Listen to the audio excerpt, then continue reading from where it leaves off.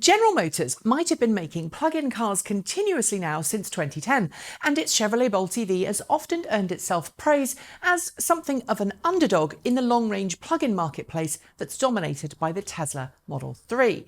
But many people still say GM isn't really serious about electric cars. From 2010 through until last year, its Volt range extended EV, early ads for which most certainly played on range anxiety as an excuse to encourage people to pick it over the all-electric Nissan Leaf, has proven pretty popular with customers. And the Bolt EV, launched in 2017, has sold in respectable numbers when compared with most other plug-in cars on the market. Yet still the suspicions and mistrust remains. Past actions of GM against electric cars, most noticeably the terrible crushing of the EV1 back at the turn of the century, involvement in industry alliances which have sought to lessen zero-emission mandates, questionable past statements about electric cars, and the continued development of internal combustion engined vehicles has led many to state GM isn't serious at all about EVs. But lately GM really has seemingly turned a corner. It's promised more electric cars in the next few years, it's announced plant closures and model cancellations in order to restructure itself to focus on electric vehicle development, and it's announced massive investments in both electric and autonomous vehicles. The Chevrolet Volt was one of the vehicles cancelled by GM back in November. Its cancellation led many to question how serious GM really was about plug-in cars moving forwards. But during a post-investor conference Q&A session last week ahead of the North American International Auto Show, GM President Mark Reuss made some pretty big statements that I think should indicate that the company is finally serious about electric vehicles. While Reuss didn't say for sure that plug-in hybrids and range-extended plug-in cars wouldn't be part of GM's lineup in the future, he did answer a question about building hybrids thusly, quote, "Hybrids are just countermeasures to an ICE. You can't spend money to force the customer to carry around extra stuff they may not need." In this context, of course, ICE refers to internal combustion engine, the thing that every single production range-extended electric car to date has carried alongside its battery pack and electric motor drivetrain. Not only does it take up extra space within the vehicle, but it also adds extra complexity that makes plug-in hybrids and range-extended EVs a halfway house when it comes to servicing and running costs.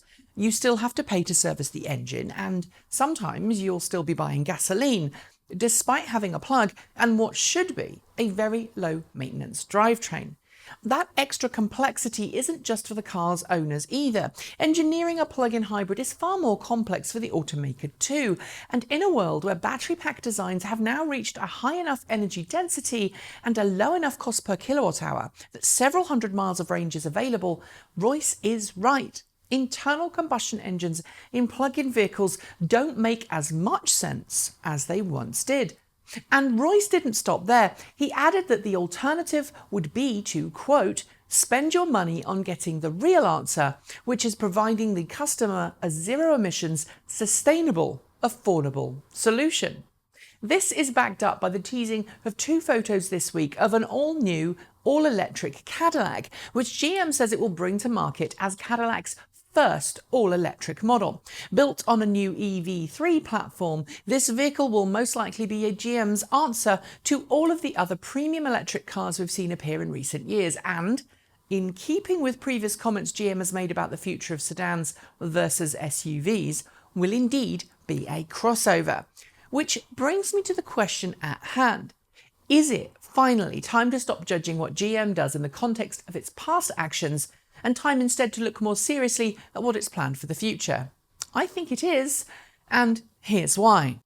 Just as we'd not still penalise someone from a particular country for the actions of that nation in a long-finished war, at least I hope we wouldn't, I think it's time to stop expecting legacy automakers to not be serious about electric cars. Obviously, for disclaimer's sake, I should note I own a Chevrolet Bolt EV as my main car, and yes, I love it, despite its flaws. And yes, I could make an entire video on those flaws. While I disagree with some of the things GM has done in the past, I think we should certainly not forget about the EV1 to ensure history isn't repeated. I also believe it's far better to look at what a company is doing now than what it's done in the past. If people can change, can't companies, which are run by people, change too? GM is investing heavily in electric vehicles, the kind of investment that you wouldn't be making if you weren't serious, and its executives certainly seem to be talking the talk. Don't expect a change overnight. That, I would suggest, would be impossible or implausible. But just like other automakers, it does appear GM is finally serious about plug-in cars. And while I'm sure you can find people at GM who are less rosy about electric cars than GM CEO Mary Barra or indeed Mark Royce, it certainly appears a matter of when, not if, and measuring just how good the cars are when they arrive on the market. Do you agree? Do you disagree?